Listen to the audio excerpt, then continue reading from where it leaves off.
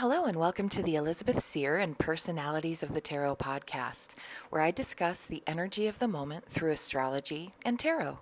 I'm your host, Elizabeth Seer, and this is Season 2, Episode 4, September 2023.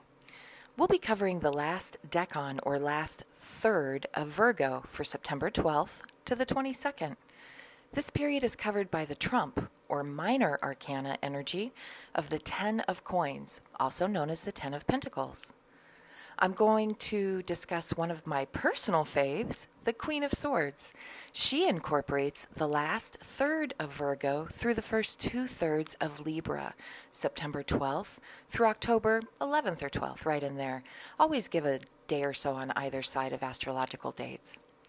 Of course, I'll list some famous or infamous birthdays for the period, along with a quick tarot tip for those working with the deck. So let's enjoy the next 10 to 15 minutes together.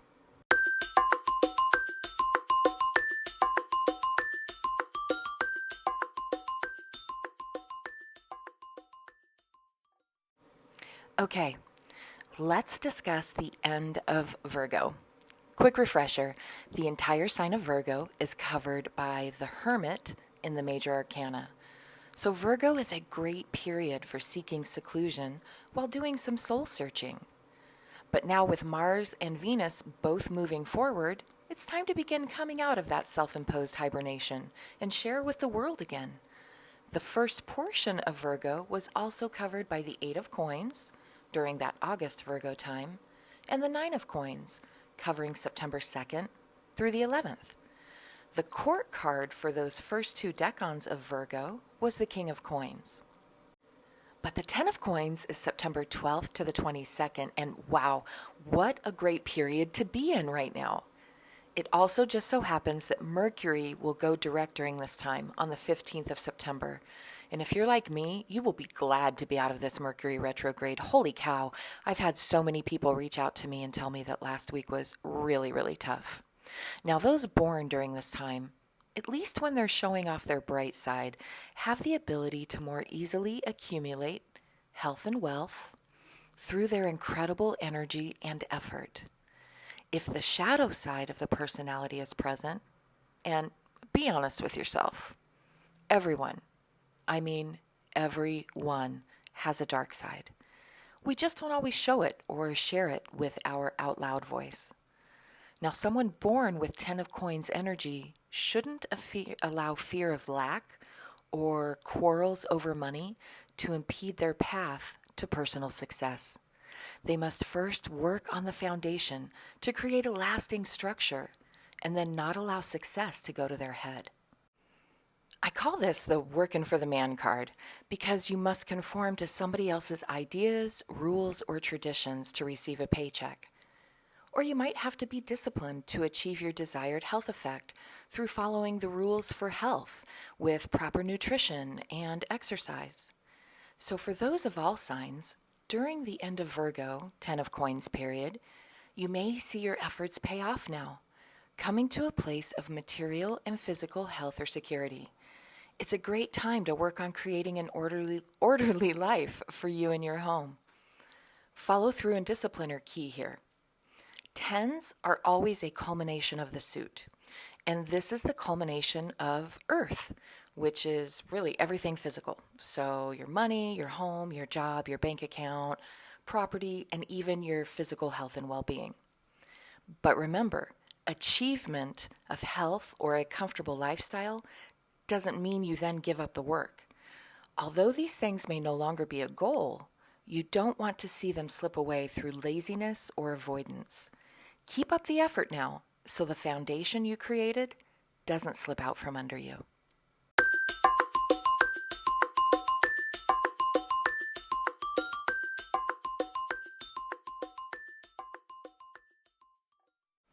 This week's tarot tip is for the beginners.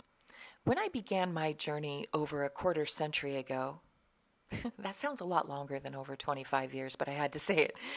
I spent a great deal of time with only the 22 cards of the major arcana, the Fool, which is the 0 card, through the World, the number 21. For months, I would pull a single card every day using only these initial 22 cards from the 78 card tarot deck, and I learned everything I could about them during that time. The major arcana really deals with the higher realms, the archetypal, and it's a great way to get acquainted with your cards and yourself.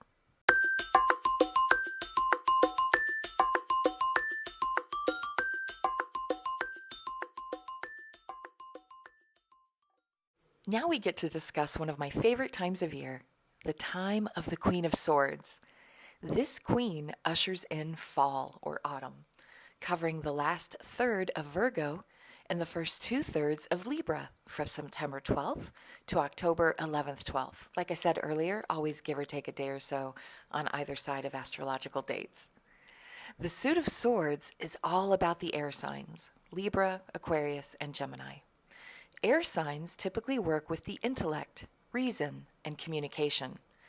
They may not be the best at sharing or showing their emotions, maybe even having unexplained outbursts, which they later regret. When they are feeling things, they like to figure out why they're feeling what they're feeling. If you know someone born during the Queen of Swords period, male, female, or non-binary, and they're showing off their good side, they are likely witty, astute, honest, experienced, observant, graceful, confident, fair and just, and intelligent. Those with birthdays during the time of the Queen of Swords usually have an innate understanding of fairness and right and wrong, no matter which side of that spectrum they're on. This queen is intellectually adept, wise, and she can even be cunning. Now, if manifesting the dark side of the energy, and remember I said earlier, we all have it. We don't always manifest it, but we do all have it. So if this Queen of Swords does manifest her darker side or her shadow side, she can be deceitful, cruel, sly, and unreliable. Though she will always try to justify her words and actions. This person can always get stuck in their head as well, and they may overthink things. Queen of Swords personalities have a sharp wit, and they are usually quite helpful as counselors because they have a spiritual depth caused by prolonged struggles, mistakes, and even their own karma. So if you know a Queen of Swords, know that they'll probably give it to you straight and with a diplomatic delivery, so don't be upset by that. Now, in some traditional depictions in the tarot, the Queen of Swords has her sword up and at the ready.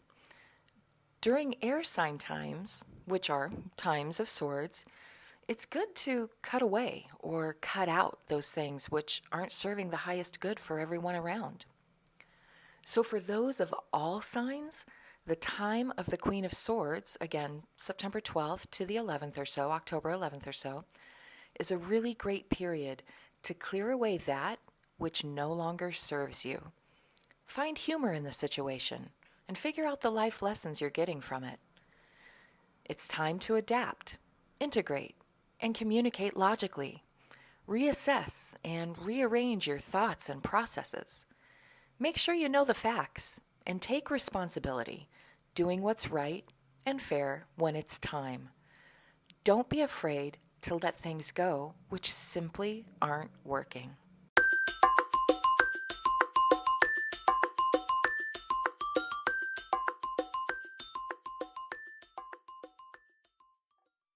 It's famous birthday time.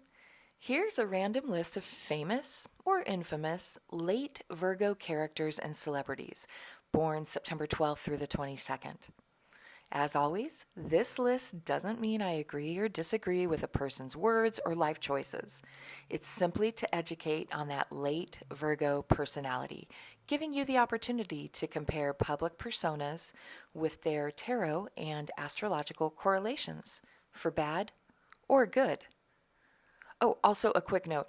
I am going to shorten these a bit because creating the post-podcast video for the birthday people last week was time-consuming as I grabbed pics for each person and listed. It was a long list. So here we go. Emmanuel Rossum. You may know her as Emmy. Fiona Apple. Neil Peart, the late great drummer of Rush.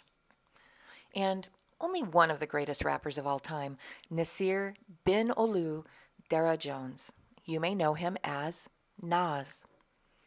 Henry, Charles, Albert, David, or Prince Harry, Duke of Sussex. Lots of names there. Two amazing SNL alums were born on September 16th, and that's Molly Shannon and Amy Poehler.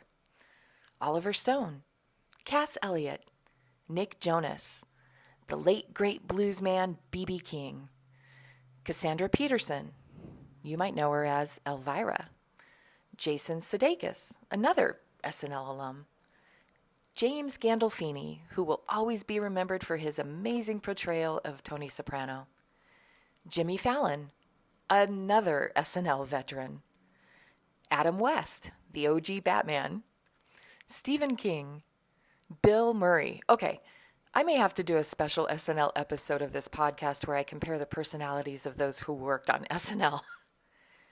Joan Jett, Tom Felton, and my awesome grandchild, Poet King.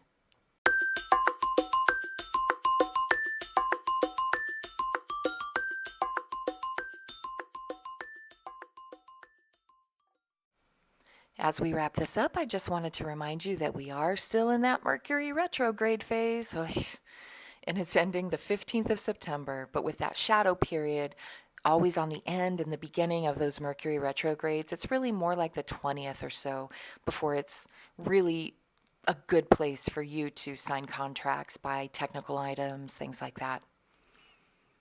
And like I said earlier, I really have been feeling this retrograde with communication breakdowns, technical breakdowns, like big time, and the greatest desire to plan a trip, but I just can't pull the trigger on buying those tickets yet. And like I said earlier, I have spoken to quite a few people who've really had an exceptionally tough time as we've moved into September with that Mercury in retrograde. Go back and listen to Season 2, Episode 1 for more information on working with the retrograde period. We're also still working with that hermit energy through Virgo until the 22nd, so check out Season 2, Episode 2 if you want more on the hermit. Next time we meet up here, we'll be talking about Libra and the Justice card, along with the Two of Swords. I'm probably also going to throw in some details about the fall equinox and maybe even the month's end full moon as well. Now remember, I'm a 5-star tarot and psychic reader. You can book a session with me by visiting elizabethseer.com, and that's Seer, S-E-E-R.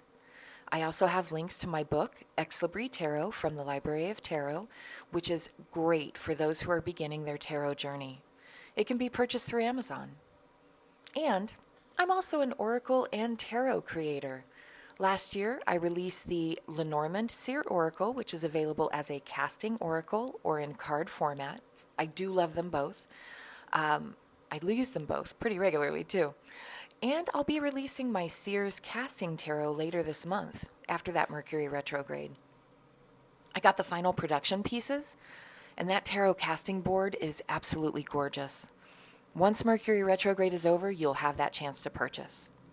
Also, I'm not so great at keeping up on my socials. I do post a video version of this podcast on YouTube within about 2 to 3 days of its release here.